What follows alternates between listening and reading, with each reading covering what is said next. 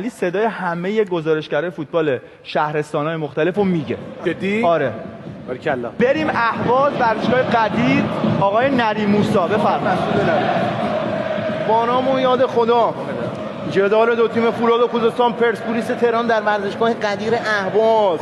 حالا فرصت برای پرسپولیس تهران. خدا مندلو این ضربه توپی که برمیگرده. از اهواز میریم به اصفهان. آقای جماعتی. بسم الله الرحمن الرحیم. گرینگو چاپرات در راه رفتن. حالا برای شوشتری و ضربه‌ای که از کنار دروازه سپاهان میریم خطرناک به بیرون میره. کرمان. آقای ضابطی. گل گوهر. ضربه آزاد با گل گوهر با ابوالفضل رضاپور. میریم از میشه ادامه بدم؟ آقای ضابطی خیلی دوست دارم. خودش دوست داره اینو. اریک باگنما هم اونجا هست. فرصت و گل. یه سوپر گل. یه گل به خودی میزنه محمد رضا آزادی. میریم به قزوین. آقای میر عزیزی. شمس آذر قزوین. بله.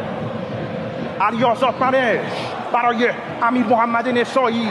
موقعیت هست برای شمس آذر و توپی که درون دروازه قرار میگیره. ماشاءالله.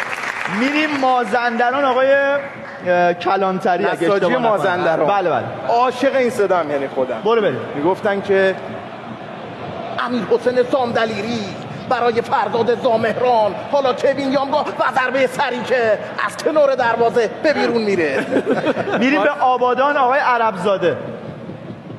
طالب ریکانی فرصت برای نفتی های آبادان. لوان پاچاچیان فرصت برای نفتی های آبادان.